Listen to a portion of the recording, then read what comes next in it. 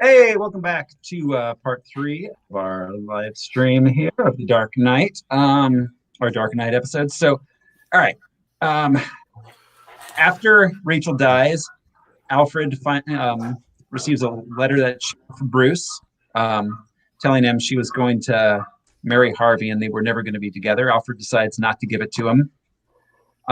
In the hospital, Harvey goes kind of crazy. He's pissed off at Gordon because Gordon's crooked cops were the ones that kidnapped him. We find out that his nickname when he was in internal investigations was Harvey Two-Face.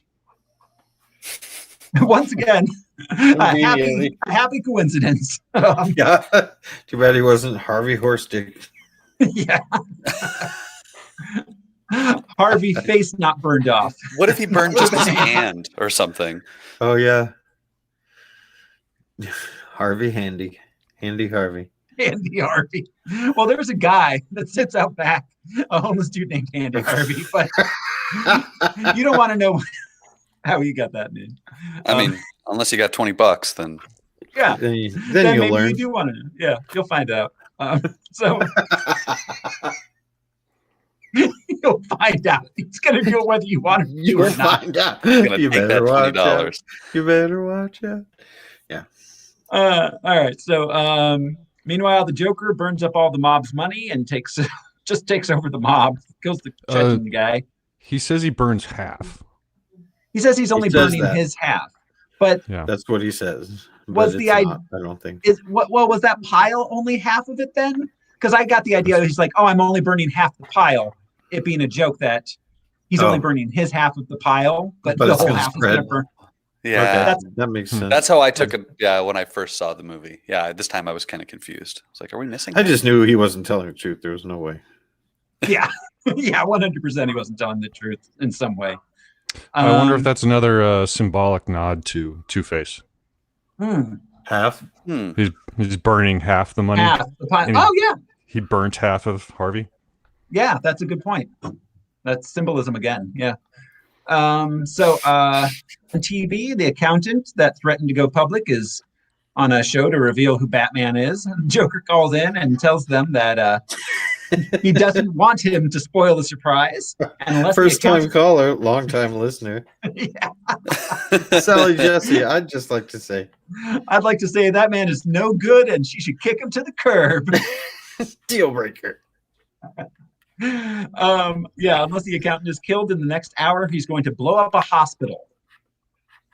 So Gordon immediately starts evacuating hospitals. The accountant is taken into protective custody. Mobs of people are trying to kill him. Bruce races out in the Lamborghini, to try to stop it. They Very find subtle. out. Yeah, very subtle. They look for cops that have family members in hospitals so they can find out who maybe is a weak link. So is this a greater violation of individual rights than the cell phone thing? Because that's a HIPAA violation. It is. And people take that seriously. And that's a crime. I have to take a class on that every year. Yeah, I've had to several times working with But anyways, is it against HIPAA to verify or deny that a person has been admitted? They can tell you that, right? I guess admission is different. I've called hospitals and be like, "Do you have anyone named blah blah blah blah?" Yeah, they do that in that situation where someone. Oh yeah, I've been in that. Okay, yeah, interesting. Anyway. Okay, so all right, so they find out that the cop that's in the car with Gordon and the accountant guy has someone in the hospital. Meanwhile, the Joker's dressed as a nurse. He visits Harvey Dent. He gives him the whole everybody loses their mind speech, mad dog thing.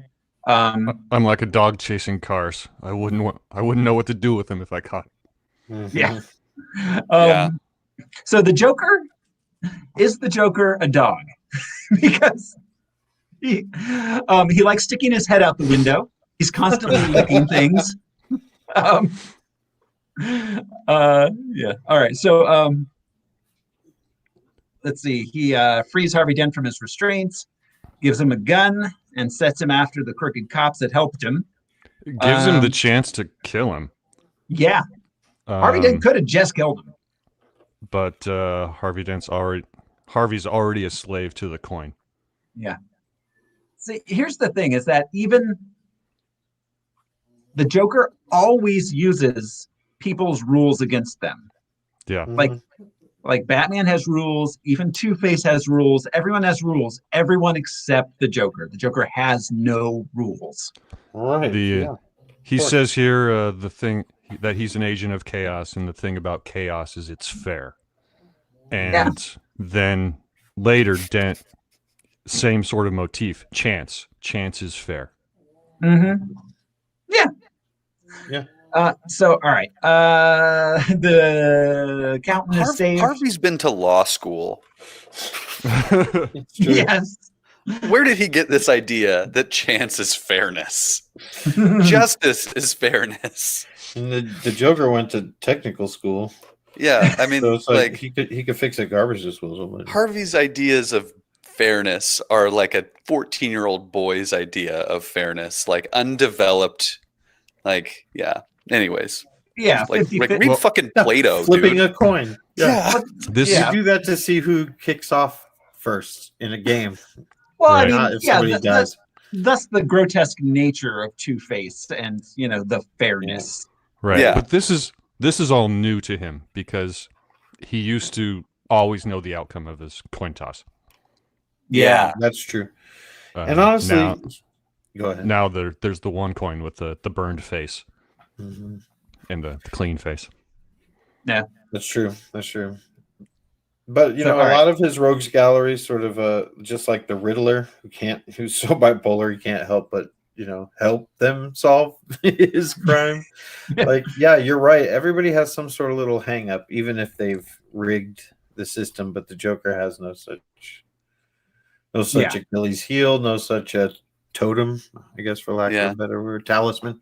Yeah. He just picks up knives along the way. Exactly. He'll just stab you, or he won't stab you. Oh, I have and room in my that's pockets for terrifying. more knives. That sounds great. He's got a cheery disposition also. If you hung out with a guy that could stab you, that's as terrifying as being stabbed, I think. So that guy could stab me. I don't want any to moment. take too far away from the Joker, of course, because Heath Ledger died and we didn't get to see him in future movies. But what on earth would this Joker's Harley Quinn be? Ooh, Oh, that would have been I interesting. wonder, because it's a serious franchise. They take themselves seriously. And I don't know if you guys know that they had designs for him to be in the third movie. I'm sure. Yeah. But yeah, I just imagine like, would they have had like his psychologist, like his state appointed doctor, That would become I his see own they, acolyte? that makes sense That that they would. Wow, that would have been really cool. Of course he would come back, because what is this man doing when we're not watching him? Do you know what I mean? Well, and it's like, he went down to Bermuda with the money he burned. They went as far as storyboarding him into the next movie, which we'll probably mention when we go to Rises. But he was storyboarded in kind of like in Thor: The Dark World, where they see Loki and it's like, oh, let's not let that guy out the whole time. It's that same moment of like, it's probably more trouble than it's worth. And they just showed him through the window basically, but they decided it was not going to be fair to his family and estate to even depict him in the movie. Yeah. Gotcha. Yeah. Of course. Yeah. So, all right. Yeah. Meanwhile, Bruce saves the accountant guy by running into a car with his Ferrari. The Joker blows up the hospital. His bit with the remote detonator is hilarious. Yeah. And Very that was unscripted. I read that too. It just didn't go off. It just didn't go off. All the explosives were supposed to go off, and it just didn't. And Ledger turned it into probably the funniest moment in this film. Yeah. Yeah. Because we know the Joker makes his own shit Do you know what I mean? Yeah. So there's a technical aspect to him we've never seen, but we know because all of his gadgets, he didn't buy them. So yeah, it's just that human moment of like what we would do with our own remotes. It was just great. And they had to use this take because they couldn't afford to build another building and blow it up. And blow it all up. Yeah, exactly. Brilliant. Wow. All right. So meanwhile, we find out Harvey Dent's missing. The bus of people from the hospital is missing. The bus that the Joker got on. He goes on TV, tells everyone to flee the city because he's going hog wild that night. He's all spring break. Yeah, he's basically like, I'm going Joker style. Get out. Although he says he's hooked up explosives to bridges and tunnels. Yeah, to the bridge and tunnel crowd. Right. Yeah. Harvey starts killing the crooked cops. Batman has used the sonar cell phones, the phonar, to turn every cell phone in Gotham into a way to spy on the entire city to find the Joker. Lucius resigns over it, but says he'll help him with this before leaving. Well, he says if the device stays, I leave. And then he says to him, enter your name when you're done. Right. Like, so I guess he doesn't resign because he's in the third movie in the same role. But he threatens to, which morally makes sense. Yeah, because his idea is, if you're going to make this a Batman tool that you use regularly, I don't want to be a part of it because there needs to be a code. This is twice in a week. You know? Like you're getting addicted to the power. Yeah. You're turning into a real Batman. Bruce Wayne in his quest to become a real bat. So I have a question. This moment when he turns on the device and he says, like, Lucius, I need you to man this station. You know, and Alfred is also working the other station. Batman now has 2 men guys at the desk, you know, which is sweet, having 2 technical operators. Yeah. We see, if you look at the screens, it looks like they are, the point of view is like flying around in the rooms. Oh, you can see the room like from any direction. Yeah, it's like little flying bats, if you will, flying around the rooms. When in reality, you would be seeing from the perspective of the receiver. It looks like people are throwing their phones across the room. That was like my mind immediately went to like, are people like tossing their phones back and forth, and we're just getting this great view of like playing hot potato with a cell phone in every room in Gotham? Yeah. Anyways, took away from some of the realism, but it lent itself to finding people later on because we could then zoom in to like when we find the Joker on the phone. Yeah. So, all right. So the police put people on ferries to get them out of the city. The Joker has rigged 2 of them with explosives, one containing civilians, the other containing prisoners. He threatens to blow them both up by midnight, but will let one ferry live if its passengers, who have been supplied the detonator to the other boat's explosives, blows up the other boat. We think. I mean, that's what's been told to us and by the Joker. It could be neither of them were armed. Could have been could have been pressing one, blew up both. Well, I think they were armed because there's that point where the Joker tells Batman wait for it and like expecting an explosion. He's expecting them to do it and it doesn't happen, so he just says, "Oh, I have to do it myself." Yeah, I remember that. But knowing the Joker, anyway. He could have done the switcheroo. That seemed like the most likely, where they actually had the detonator to their own boat. Yep. That's what I was thinking. Or one blows up the other. That was my idea too. All right. We don't know. Well, he told them that one blows up the other, but yes, of course you did. You can't believe the Joker. The first time he lied about his explosions in this movie. Yeah, exactly. So yeah. Well, and this is another this is kind of like another mirror of the Rachel and Harvey Dent situation, where he gives them the address, but it's actually the wrong address. Right. Yeah, exactly. Switch the addresses. So, all right.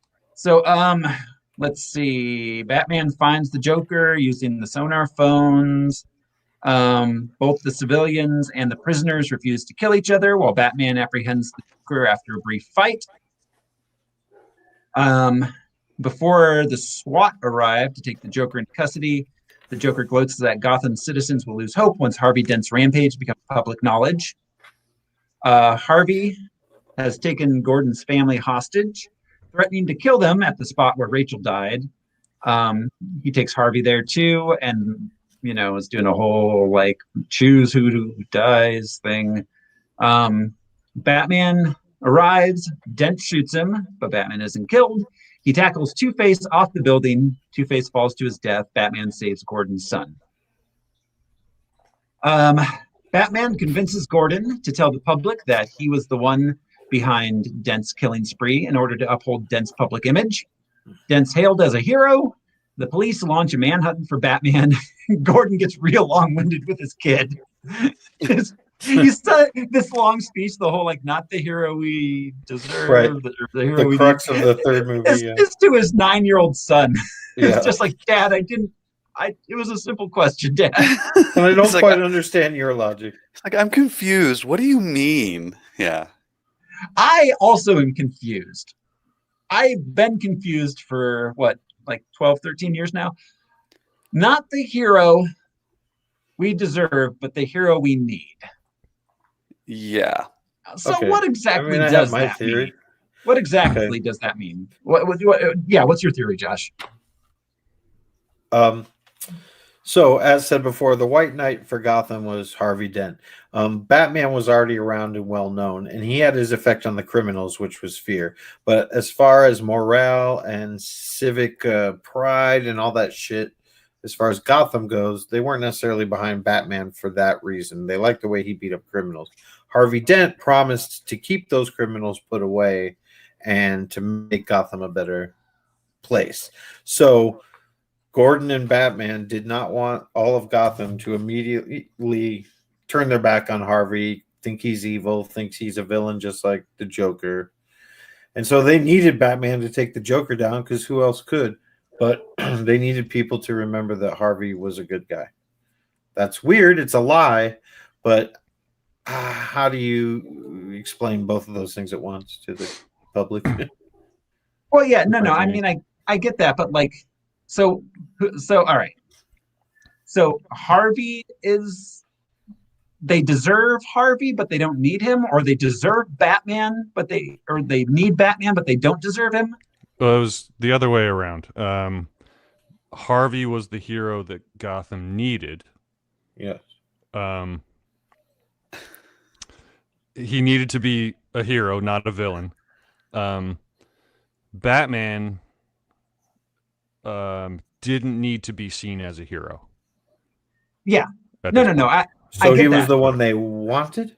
What that's the opposite of what I said. So they wanted Batman, or no. There's want and deserve. Yeah. Did they deserve? So what? So what did Gotham deserve? What did Gotham deserve? I've been trying to figure this out for 12 years. According to Gordon, that's what I thought. According to Gordon, Batman was the hero that Gotham deserved, but didn't need him right now. Okay, so they deserved Batman. What does that mean? Like they suck? They're evil? Like I've been trying to figure out what that actually means. That Gotham deserves Batman. What does that mean? That doesn't make sense to me. What makes sense to me is that like to win the hearts and minds of Gothamites, they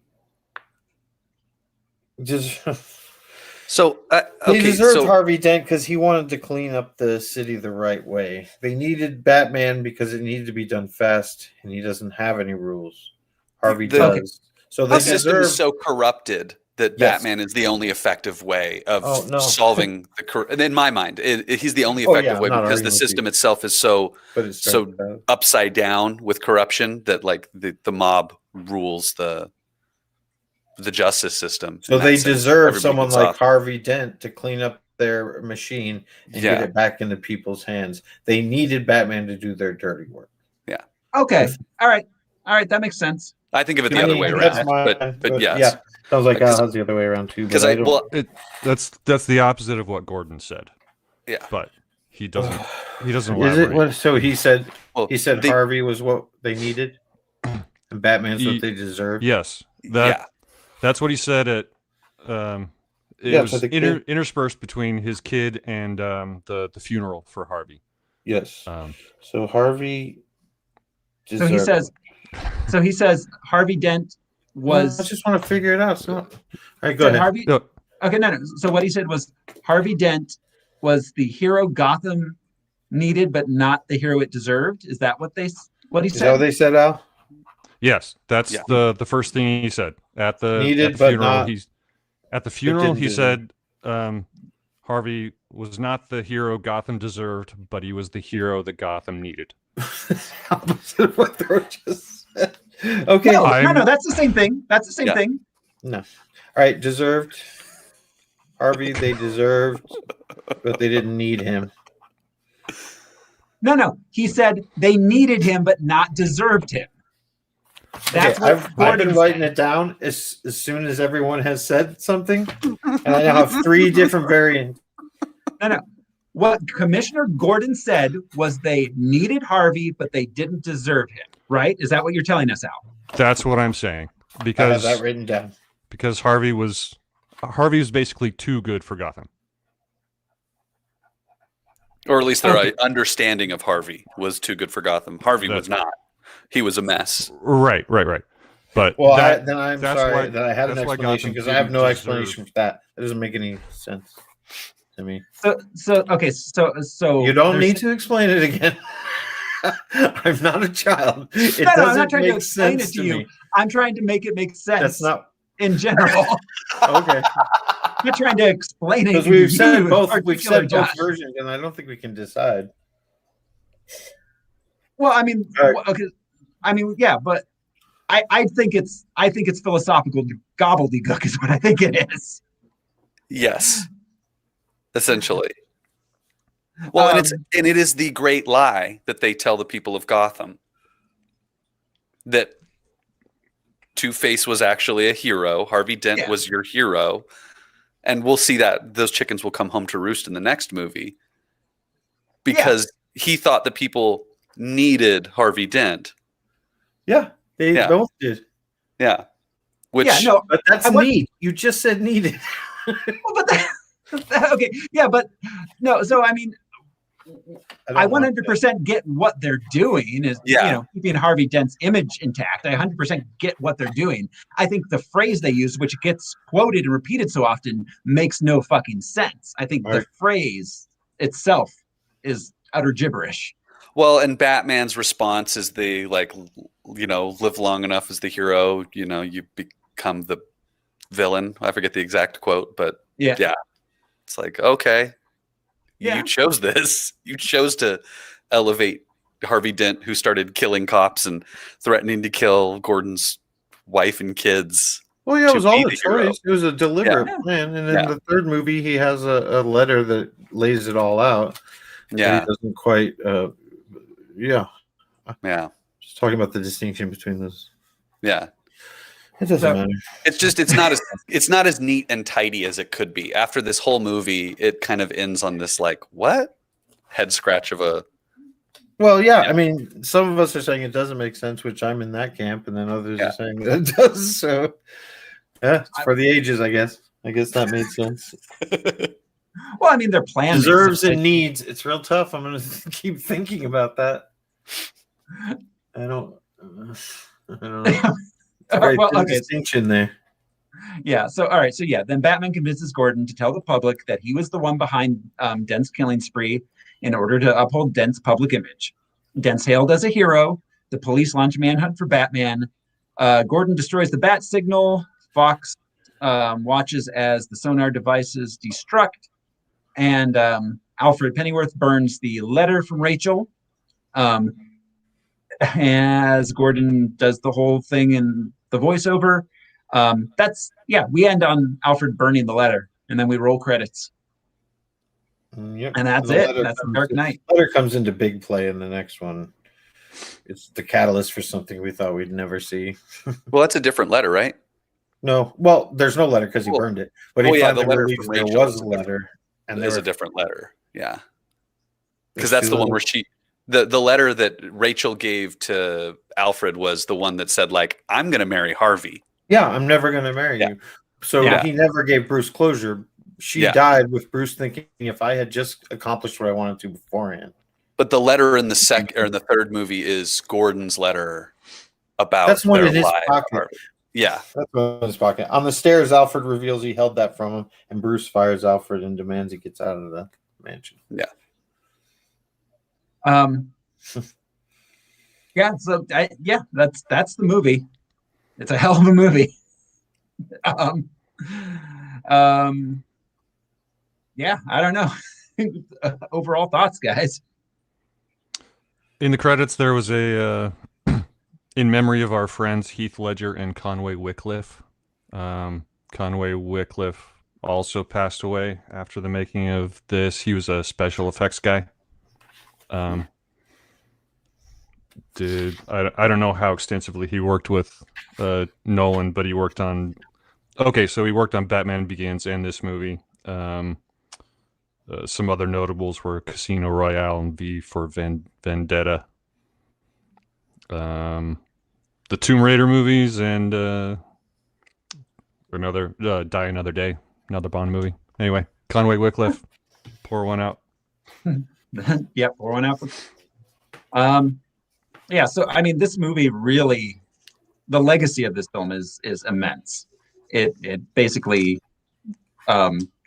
kicks this and Iron Man together basically kickstarted the modern superhero movie as we know it. Yeah. This is better. This is one of the best sequels of all time. Oh God, yeah. Up there with Empire Strikes Back and and Empire. Aliens, yeah, absolutely. T2. T2. Definitely up there. So final thoughts, guys, before we put it on the list. Yeah. I mean, kind of a cat and mouse thing throughout the entire movie. It doesn't stop at any moment from being this misunderstanding between the Joker and Batman and also Gordon and Two-Face, Harvey Dent. Yeah. It's just interesting. I think there was a foreshadowing of Catwoman to come when Bruce gets his new armor.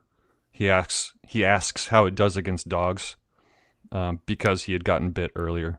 Yeah, And fine against Chihuahuas and Rottweilers. No, what he says is should do fine against cats. Well, and then should do fine against cats also. Yeah. Huh. That's interesting. Yeah. I never thought of that. Yeah. Which we see. Razor sharp talons. All right. So you guys ready to go ahead and put it on the list then? Let's do it. Yep. All right. Let's see. So rankings. Right now we have Iron Man at number 1. I think the only question is this number 1? In my book, it is, but I'm malleable. You're not made of iron. No. Alan, Brian, what do you guys think? I want to say psychologically, yes. As a comic book movie, The Iron Man was more comic booky. Yeah, it was more comic booky. Maybe. Is this a better movie than Iron Man? I think so. Yes. Iron Man was extremely satisfying as a comic book movie and just as a movie in general, I suppose. But there was a lot of depth in this. Yeah, there was. There was a lot of depth. This movie was extremely well crafted in every possible way. I'm inclined to put it at number 1 personally. I mean, I could go there. Yeah. All right. So then we are in agreement. We will put. Oh no, we're not. I'm saying I should be number 1. Oh, you should be number 1. Okay. Al, specifically, you should be number 1. I could go there. Yes, I could. Put me there. Okay. Al is our number 1 superhero movie. All right. The Dark Knight, our new best superhero movie ever made. Which means, now that we've ranked it, it's time to move on. Next week, we will be watching The Punisher Warzone. Will it Wow. replace The Dark Knight as number one? Tune in next week to find out. Stranger things have happened. I have not seen The Punisher Warzones, but I've watched the trailer, so. Oh boy, it looks fun. All right, that's it. Thanks everybody for listening. This is Throw Smiley, and I'd like to remind you that I am your only hope for a normal life. I'm Josh Cece, and I try to show the schemes how pathetic their attempts to control things really are. I'm Brian Lesh, but you can call me the Burmese Bandit. If I'm not getting shot at, I'm not doing my job right. I'm Alaric Weber. Thanks, everybody. We'll see you next week. Bye. Thanks.